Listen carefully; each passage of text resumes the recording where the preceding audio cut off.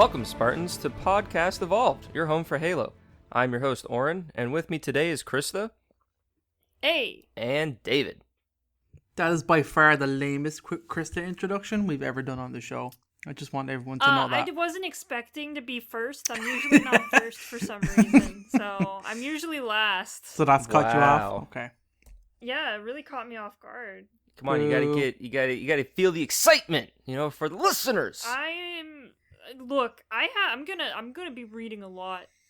I have a lot to go through. I'm trying to pump myself up for that. I can't bring my energy to the intro. I have to save it. All right. For the rest of the show. All right, we're gonna hold you to it. What's up, everybody? So this week we are continuing our lore series, the character dossiers, with our 9th character, Cortana.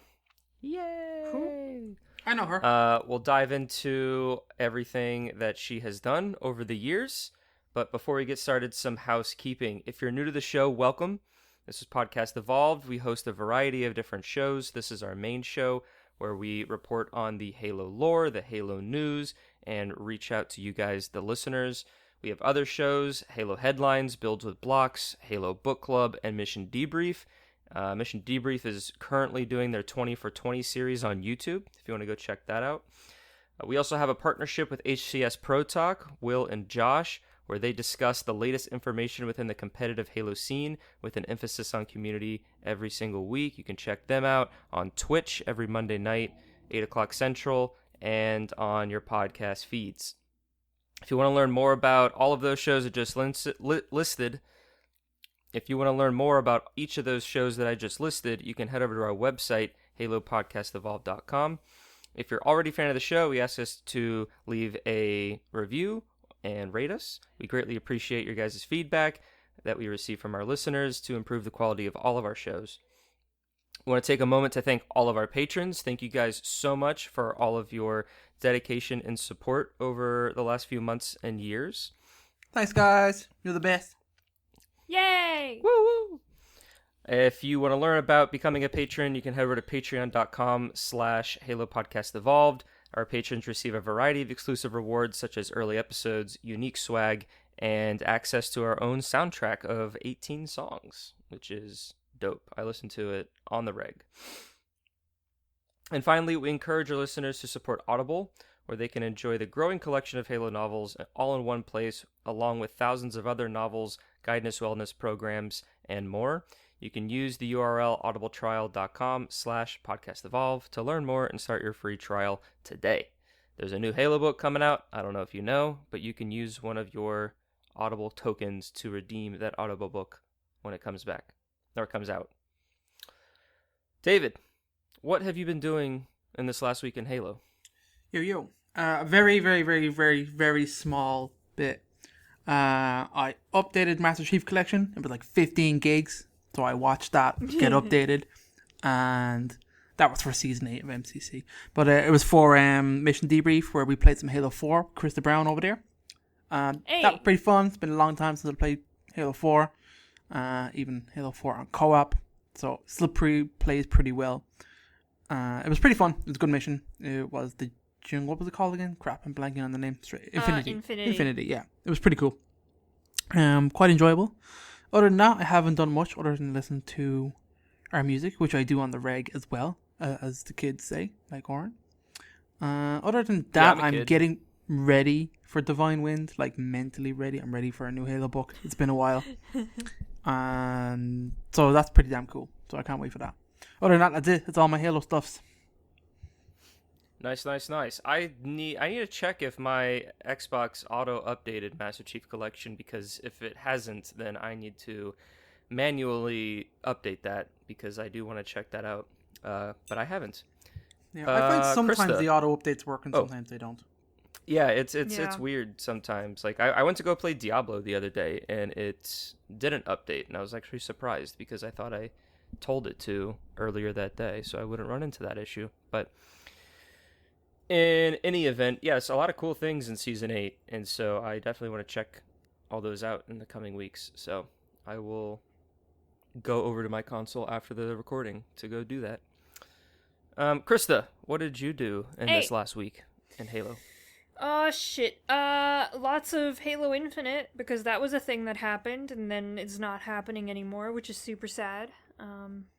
Yeah. You're referring miss to it. the second technical test, the flight. Yeah, the big team battle one. That one was fun. But now it's over. Now I don't know what to do. And then yeah, mission debriefs have also consumed my time. But that's about it, other than those two things. Just kind of waiting for Halo Infinite proper at this point. We are under 2 months away, ladies and gentlemen, and it's very exciting. A lot of things are happening, and I basically more of the same. Doing more back end stuff, getting ready for Infinite. Like I said, I need to play Season 8 of MCC. We have a book club coming around the corner with Halo Divine Wind, so I should probably maybe re-listen to our book clubs or reread synopses of Last Light and Retribution, and maybe a little bit of Shadows of Reach. If you want to prepare for those novels or for Divine Wind, then yeah, you can check out any of those book clubs that we did because it's a sequel to those 3 novels in a sense. All right, enough plugging that book club. Let's move on to our main event this evening, which I believe Krysta will be taking it away. Oh no. Oh, God. I will introduce the topic for her. This is Cortana, but last time, we talked about Dr. Catherine Halsey. We initially were going to do a Halsey-Cortana shared episode, but these two ladies have done so much for the Halo Galaxy that they deserve their own episode, so we split them up. So with Halsey, she's currently one of the greatest minds in the galaxy, creating the Spartan program, smart AIs, and the Infinity Forerunner engine, along with many more accomplishments. She has a special connection with her Spartan 2s, building a connection with them since she literally kidnapped and raised them when they were children. Halsey is one of the leading minds regarding Forerunner technology. I guess leading human minds regarding Forerunner technology, having a strong affinity for understanding their technology. Halsey is currently considered a war criminal due to her nature of the Spartan 2 program and her actions during Halo 4 and the overall current galactic situation that is going on. She's currently on the Infinity, but not detained. And she's also missing an arm. Yeah, I forgot to mention that. Yeah. She might get Robo-Arm, who knows? I feel like it's kind of like when Thor got like that his eye back or whatever. It just kind of made sense, right? Just give it back, otherwise she's going to be missing an arm the whole time. Yeah, she's got to do stuff. At this point, she's one of the only hopes of the galaxy because she literally created the galaxy's enemy. She needs a robo arm that could have a AI chip inserted into to give her like robo Spartan arm power, and then she can just start punching brutes. Oh, it's definitely like going to be some kind of Forerunner-esque arm. Like it's gonna like open and it's gonna open out. It's gonna like have these hover components all around it. Some hard light shit going on.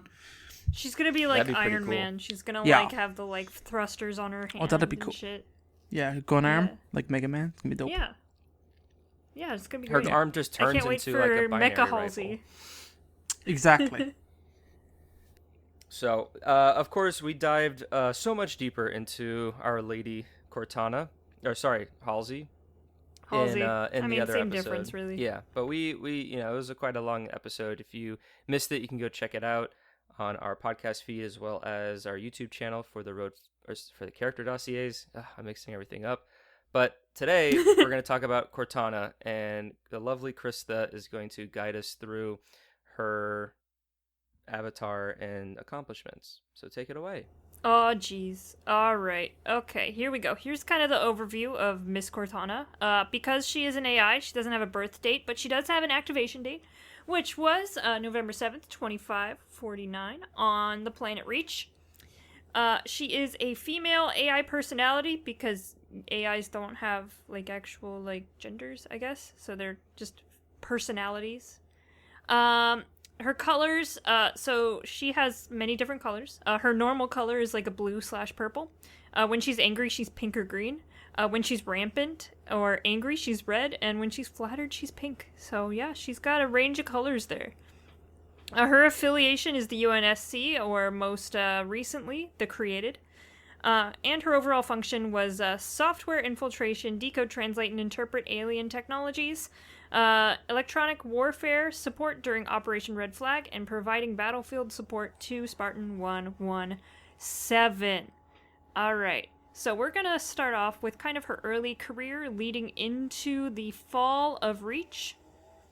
Cortana was created on November 7th, 2549 in Castle Base on Reach when Dr. Halsey transferred her cloned neural pattern to an AI matrix strata. I know exactly what that means. Basically, Dr. Halsey was just like, you know what?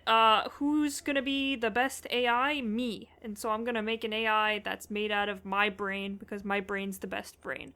And so she illegally cloned her brain many times and used one of those clones to make Cortana.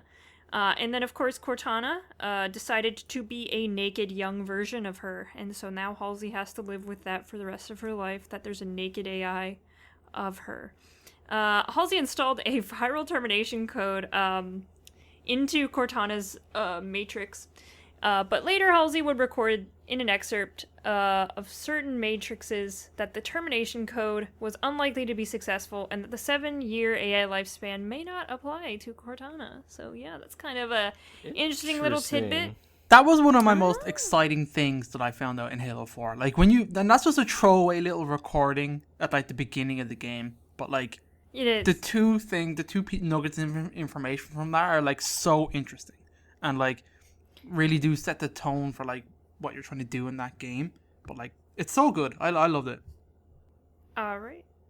Cortana's first few years were spent in Castle Base studying a mysterious alien ship and pulling navigation data from it.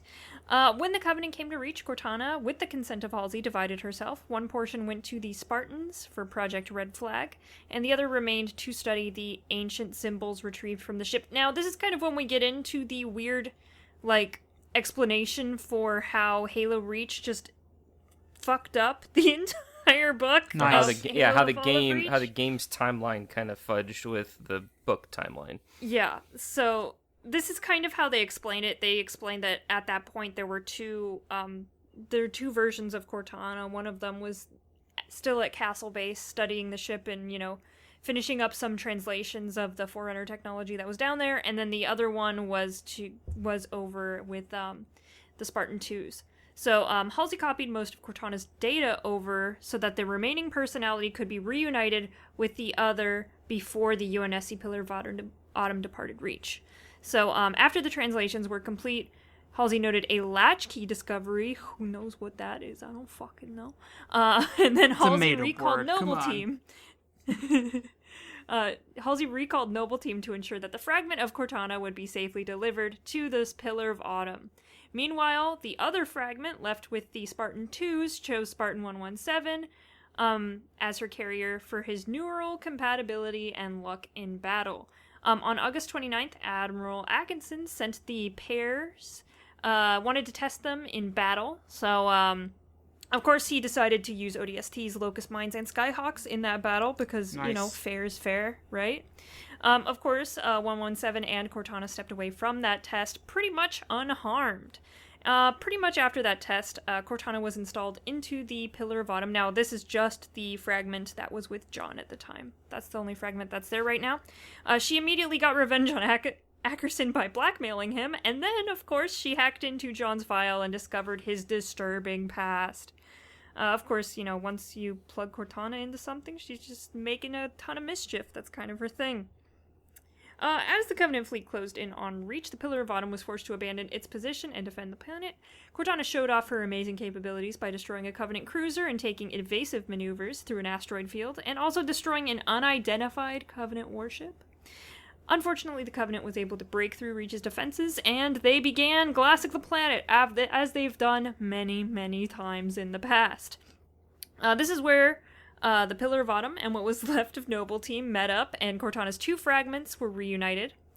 And then the Autumn is forced to flee Reach with a random really big quotes. The biggest air Yeah, quotes I could this possibly is the convey biggest to you. random. The random jump. So Cortana secretly inserts coordinates from a set of translated symbols from a rock that Blue Team found on Sigma Octanus 5, which also matched another set of coordinates that she pulled from that big ship under Sword Base. So she was just like, you know what, we should go here. And It's course, random because I don't know where it is. Wow. Of course, no one knew she did that, but she was just like, wow. And then, of course, we get the start of Halo Combat Evolved.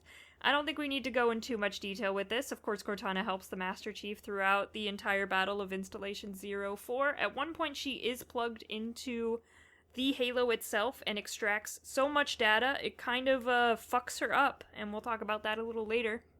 And then, of course, the two are able to detonate the Pillar of Autumn, destroy Installation 04, and exit the Halo. And that kind of leads us into Halo First Strike, which is the novel that, precedes Combat Evolved. So, the big takeaways from this, I'm not going to go through the entire novel. The big takeaway with this is Cortana ends up going head-to-head with a Covenant AI and steals the ability to translate Covenant speech and to create imperfect clones of herself, which becomes very handy later on in her career. Also, the information she obtained from the Halo put a heavy burden on her systems, so much so that she was exhibiting early symptoms of rampancy. So Dr. Halsey erased some of the data, giving her a little more thinking space. After this, she finds out from many channels that the Covenant are headed to Earth, and immediately everyone goes straight to Earth to defend it, which leads us directly into Halo 2. Of course, we all know what happens in Halo 2. A bunch of stuff happens. Cortana's just like, hey, I'm an AI, you should put me in, the Everything. High Charity and leave me here. Put me Bye. in everywhere. And then Chief's like, okay, bye. I need all the and data. Then, of course... Yeah. Yeah, More she's just data. like, leave me here. It's fine. It's like when your girlfriend's like, fine, go out. I'll just be here at home. And then Chief's like, oh, okay. And then Chief leaves and Cortana's stuck on High Charity. Unfortunately, High Charity does not belong to the Covenant at this time anymore. It belongs to the Gravemind and the Flood forces. So, this moves into the short story, Human Weakness, where we see Cortana getting brutally tortured by the Gravemind, because the Gravemind can not only take over AIs, it can also, or take over organic life, it can also take over artificial life as well. So we can see him kind of breaking her defenses, corrupting her just a little bit. And of course, this doesn't, do anything. This is all, it's whatever. She recovers from it pretty much immediately after this. She's totally fine. There's no consequences to this. But Cortana ends up sending a signal to the Master Chief from a flood-infected ship headed to Earth as kind of a scout. She wants to warn the Master Chief that the Gravemind is sending all of High Charity and itself to Earth.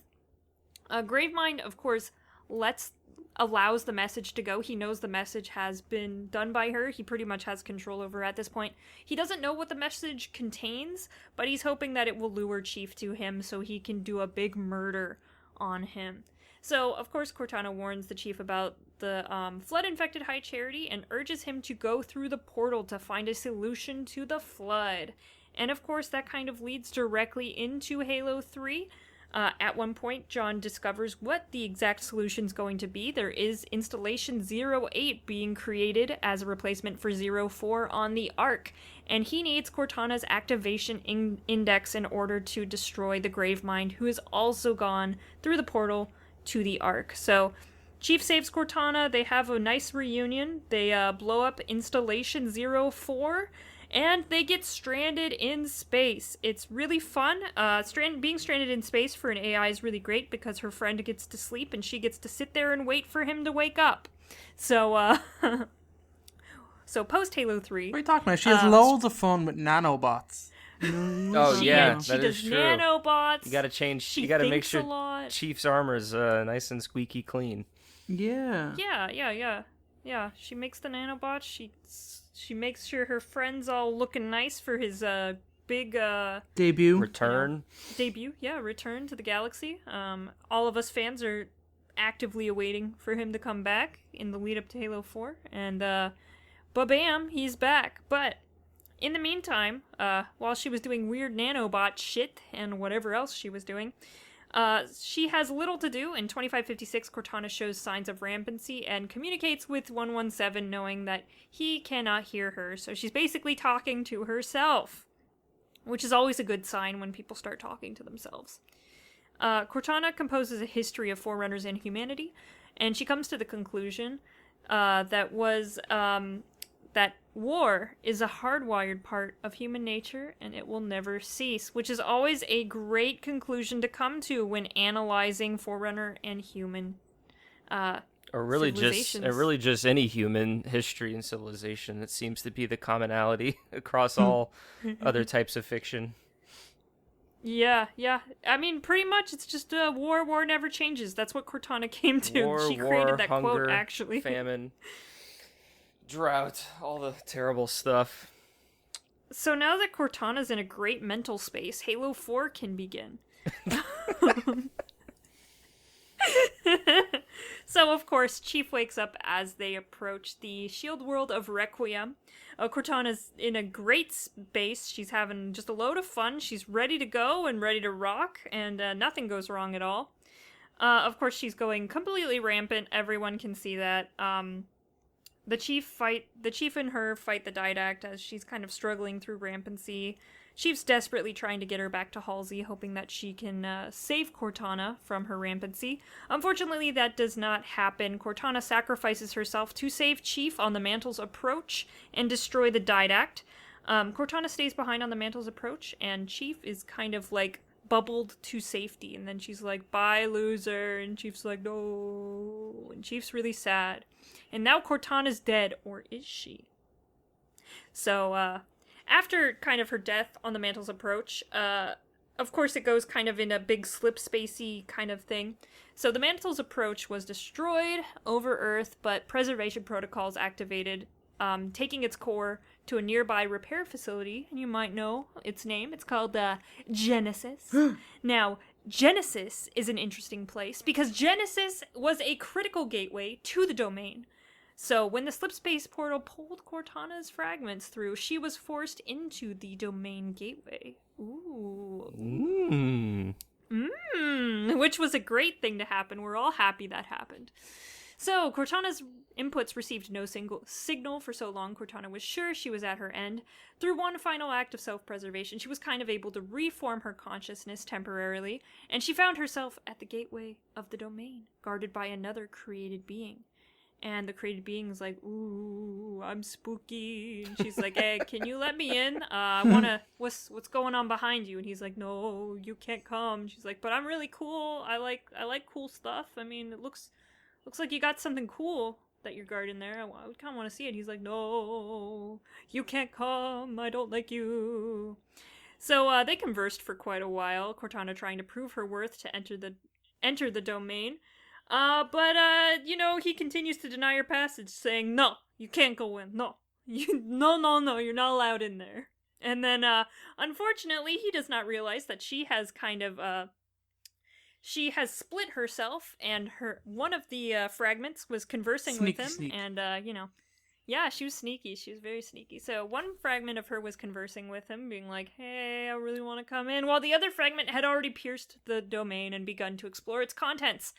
At that point, the AI was like, "Oh fuck, I guess I'm fucked." He's like, "What are you gonna do with me now? I guess now that you've pierced the domain, I can't do anything about it anymore." And she's like, "Yeah, I'm gonna command you. I'm gonna call you the Warden Eternal, and you're gonna come with me, and we have great things to do," which is always a great thing to hear from an AI. Yeah, that's a good line. Come with me. We have great things to do. Yeah, it's like, okay. It's always ominous. It's very ominous. So she found that the domain was slowly repairing itself from the firing of the Halo rings. The domain is actually a precursor technology, which is kind of like this neural technology, which is the same thing that the Halo rings kill when they are fired. So the domain was absolutely crushed during the initial firing of the Halo rings, but has been repairing itself with Born Stellar's help. If you haven't read that, it's really good. And then within the domain, Cortana found a way to cure her rampancy and basically made herself immortal, which is great. She's saying weird shit. She's now immortal. It's just a really good time for everyone in the galaxy. So this kind of leads directly into Halo 5.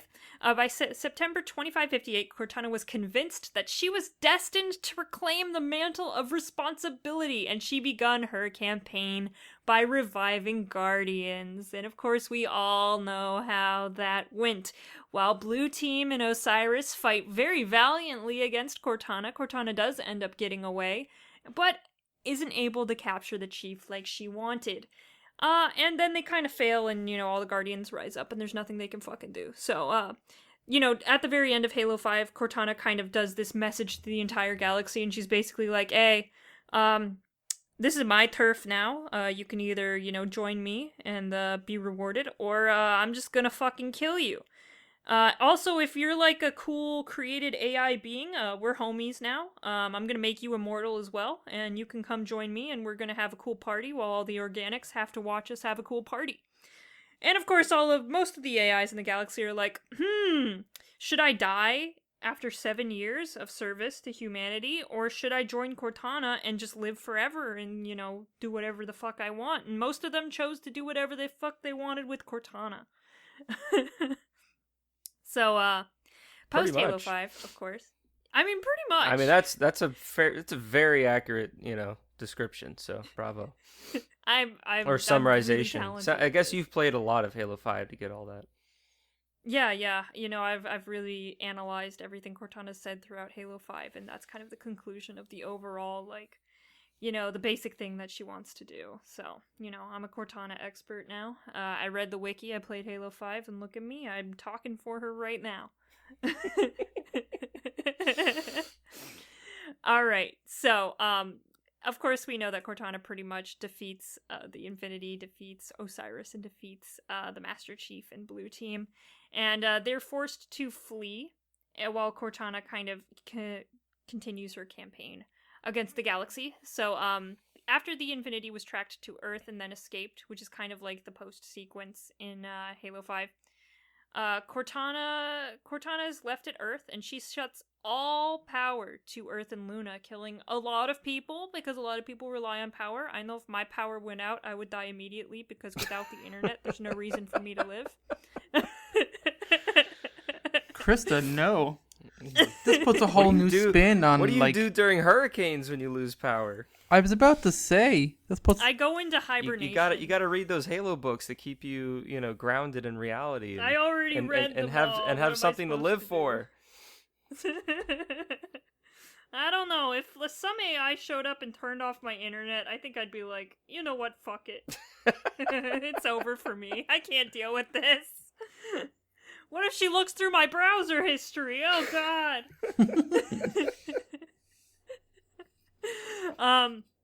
So, unlike many of the other planets Cortana was attempting to take over, she did not give Earth a chance to surrender. She was just like, nah, fuck you guys. So, that was great. Thankfully, during the power outage, the great portal between the Ark and Earth was shut down due to a fail-safe measure, so it's out of Cortana's reach for now. Of course, Cortana is an AI, so she can kind of do whatever the fuck she wants, but at that moment, she was not able to go straight to the Ark and just fuck other shit up. So within just a few days of Cortana's announcement, the Sol System and most of its inner colonies had been taken over by her and her Guardians. Worlds that did not comply were EMP'd by the Guardians, and Forerunner soldiers were sent in to, quote-unquote, clear out what was left. Subtle. I think that means kill everyone. I think the wiki could have said kill everyone, but, they cleared out what was left. It has to be a little discreet. Yeah, just a little discreet. Gotta keep it, PG. Sure. Yeah, they're not ready for Cortana to be the bad guy yet. Yeah, that's true. So, at some point, Cortana's attention was drawn to Lethbridge Industrial Research and Development Station. It was used to disassemble any recovered technology to aid in reverse engineering efforts. Of course, Cortana laughed at this, and she stripped the Lethbridge's archives of all of its secrets, recruited the facility AI, removed the humans, quote-unquote, removed the humans, and took over the facility. Oh, no. And now she is currently using that facility to rebuild new tools and weapons to aid her galactic takeover. Nice. Really great stuff happening out in the Halo universe. What a great place to live. If anyone asks you, like, that question that some people ask to just kind of start a conversation, if someone's like, hey, if you could live in any, like, fantasy universe or, sci-fi universe. Yeah, Halo is never the right answer. Yeah, if you meet anyone that chooses Halo, that's a red flag and you should get out of that situation right away. If anyone wants to live in the Halo universe, that's not a good place to live. They're crazy. They have not been paying attention. Just a warning out to you guys. Just keep an eye out for that one. So the AIs also started taking over terraforming technology, which is just brilliant. It's brilliant and great. Because, they need terraforming technology. They need terraforming. I mean, they want, it's like when you get that, like, pack of ants and you make your own, like, ant hill. That's what they're doing. They're creating ant hills for us to live on. And then they can just watch us, like, create little tunnels and shit like that. So, they were hoping to create lush and vibrant worlds at the cost of the current planet's environment. On one planet, the AIs moved entire continents and oceans, thinking the long-term effects were worth the extinction event that they caused. It's just we're having a lot of fun out here in the Halo universe right now. It's great. They're moving continents and oceans and killing everyone on the planet, but in like 100 years from now, it'll be a great place to live. What a wonderful thing that's going on here. In early 2559, a newly built Halo ring that had just been launched from the Ark was intercepted by Cortana and her Guardians between the extragalactic installation and the Sol system. SOELL system, not the SOL system. So we all know that's Halo Wars 2. If you don't know about Halo Wars 2, you should go watch that. It's pretty sweet. Or you can play it too. And of course, kind of just to wrap up this amazing, like, hurrah, about 1 year after the original Galactic Ultimatum, many worlds are subject to martial law under Cortana's Forerunner and created forces, so they pretty much got everything right now. Also, that's around when Halo Infinite's gonna start too, so it's just a fucking party right now. Halo is just a if you're party. partying with Cortana, you're having the most fun in the galaxy right now. 100%. God, if you're an AI right now, you're having fun. You're like, basically making, like, pinball out of, like, solar systems and shit like that. They're the gods, man. They're the new time. Forerunners. They're here. Pretty much. So, this is kind of when I go and say, hey, guys, how do you think this is going to lead into Halo Infinite? Do we think Cortana's gonna show up in Halo Infinite when she has control of the entire galaxy? Wow, what a question. Well, they've really set it up very interestingly in terms of, like, they've not shown any created stuff so far that we know of in Halo Infinite. Like, they're just setting up the Banished again for a lot of people who probably didn't play Halo Wars 2 that should have. But it's kind of exciting, because we don't know what element they're going to play in, but you imagine they have to be in it. But the game is setting us definitely up to be against the Banished, so it's cool. I mean, like, I have a feeling that the way the marketing is kind of trying to sell that the Banished are going to be around after whatever Cortana's sort of conflict gets resolved, ? But it'll be interesting to see how Cortana's influence translates over to Installation 07 and the kind of bubble conflict that's going on there. And yeah, she's literally like the third faction, like, that we don't just know anything about. And I feel like we haven't really truly seen the full capabilities of her power. And I think Halo 5 was just the tip of the iceberg in terms of what she can do.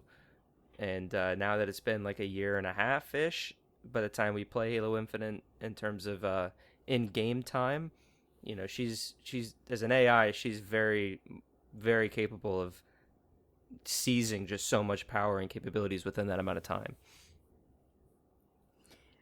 It'll be interesting to see how, because they've done a very good job at completely not mentioning anything about the created. Now, we have seen some personal AIs within the multiplayer, within the flighting of Halo Infinite, but they've kept very far away from anything related to Cortana, the created, and the Guardians. So it'll be interesting to see what the state of the galaxy is going to be when we enter Halo Infinite.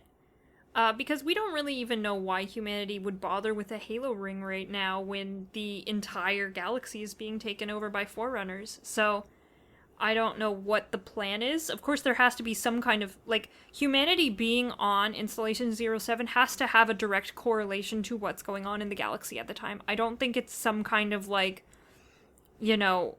coincidence that, Master Chief and the Infinity or whatever end up at Installation 07 at this very, very pivotal moment in the Halo universe. So it's going to be interesting how the Banished fit into all of that, how the Ring fits into all of that, and how Cortana fits into all of that. I do have a question. Do we think Cortana is going to be a main antagonist in this series, or do we think she's just going to be this overarching threat that we don't really get to connect with just yet? I don't know. I think so. I think she's got to be in it, right? She's got to be a big part. Even if she's not, she could be the way that, Atriox was in Halo Wars 2. He was the big bad, but you didn't see him for, 90% of the game. He was just talked about a lot. So it could be that that's the case, because when you're looking at it, I mean, you've got Halo factions, you've got the UNSC, you've got the Created, which is probably something similar to fighting the Prometheans. You imagine you're going to be fighting a lot of Promethean-based forces. Plus, it would be cool if she had, organics on her side. That would be pretty cool to see, what a mixed enemy force like that could be. And then you have the Banished, which are pretty much Covenant forces, Covenant races. So, grand standard Halo enemies. Pretty cool. And then you've got the Flood, which are, an unknown element. So, there's a lot of factions kicking around here. So, we just don't know a whole lot, which is crazy to think about because we're 2 months away from the game. Like Oran said, I don't know. It's cool. She's in it. She's got to be in it. And it's even more interesting to think of, we don't know what the connection between the Created and everything that's going on. Is the Created going to have a connection with the Flood? Are they going to have a connection with the Banished?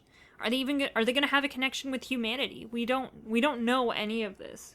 We don't know what the state of the galaxy has been since the end of Halo 5, pretty much, and a little bit of Shadows of Reach, but Shadows of Reach was such a small slice in the overarching story of what's going on in that moment in the Halo universe.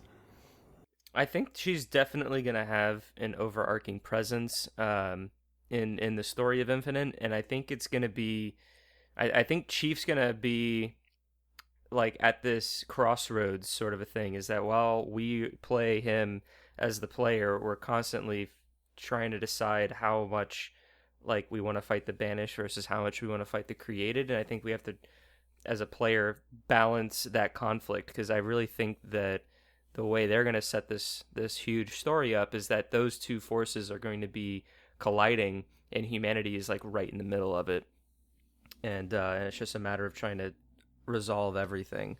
But yeah, I think she's going to be more so of a presence than she was in Halo 5, because I feel like we kind of got that similar Atriox to Halo Wars 2 parallel in Halo 5 with Cortana, if you want to make that type of comparison, to where she's always this looming figure in the back, and then at the end of the game we get that conflict. So I feel like we're not going to get more of that. I think we'll get just more of her. Yeah, I think that's fair. That's I think true. That's a fair comparison. Yeah. It's exciting. It's so exciting. Because Halo 5 was just the start of her takeover, right? It was the very, very beginning when the thought even crossed her mind to do this, and she just begun doing it. So we haven't even seen, in Halo 5, we didn't even see what the galaxy looked like with all the Guardians revived. They were still in the process of activating them. So it's going to be interesting to see because it's at least a year or two out from her original, ultimatum, so she has to have revived all of the Guardians, if not most of them. She has to have an established power base now at this stage.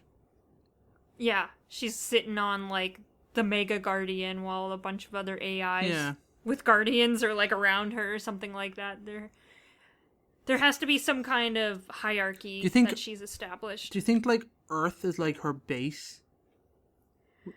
I don't know. Yeah. I'm not sure how, like, because the thing is about AIs is they don't need a planet at all. Not anymore. Like, they don't. The Yeah. AIs just need to like hang out with each other, and they can create like a neural network of all of their data streams and just create a planet like that. That's not actually a physical place, but is created in like the cyber world. Yeah. So she doesn't, and it would make more sense for her not to be on a planet because she would be, because if a planet is habitable for humans, then her enemies are closer to her. If she's out in the middle of space where it's hard to get to, I mean, she would be more protected that way. So I'm not sure if Earth is probably highly regulated and she's keeping watch over it, but I don't know if that would be her base. Okay. That's interesting. All right, so that's about all I have for Cortana. Of course, it's very, very convenient that most of the encounters we have with her are contained within the games, making it kind of easy to go through her character, unlike Halsey, who was in, like, none of the games. So, do we have any, like, final thoughts about, Cortana, her presence, her kind of evolution between, like, this helpful AI in your head to the angry, jealous girlfriend? I'm initially still kind of bummed that she's, like, the bad guy now. I was never a huge fan of that arc. It was interesting, kind of, in 5, but I wasn't really satisfied with how it kind of, like, played out. And that's just my own personal kind of bias of, like, oh man, I miss Cortana.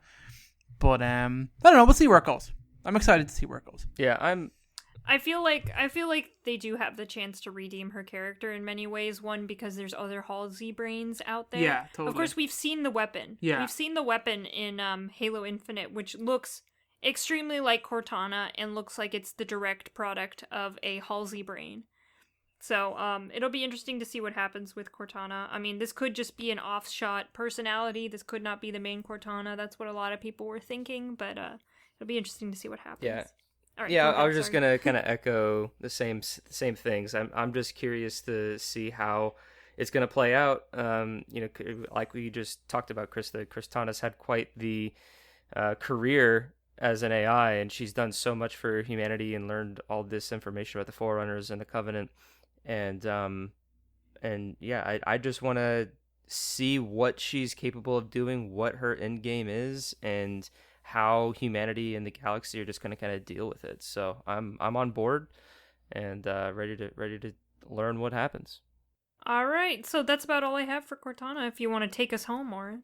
Yeah, so I just want to mention that our next and final character dossier for at least this pseudo season 1 type of a thing that we're doing will be Spartan 117, the Master Chief, the man himself. We kind of structured this whole series to end with him as we lead into Halo Infinite and into 2022. So check out that episode later in the year before the game comes out. I want to thank everybody for joining us and Krysta for guiding us through Cortana today. Like I mentioned at the top of the show, you can find every episode that we've ever done, as well as links to all of our other shows on halopodcastevolve.com. You can search for each show's unique podcast feed as well on your favorite podcasting service. If you want to listen to everything all in one feed, you can just search for Halo Podcast Evolved. Once again, another shout out to our patrons for supporting us on the show and making all of this possible. You can head over to patreon.com/HaloPodcastEvolved to learn more. And finally, if you want to leave us a voicemail about this episode or a previous episode, you can dial And finally, if you want to leave us a voicemail about this episode or a previous episode or just anything Halo related, you can give us a call at 205-EVOLVED, and that's 205-386-5833, and we will air your voicemail on a future show and talk about what you want to discuss. And with that, I've been your host, Oran, and until next time, everybody, evolved! Evolve! Evolved!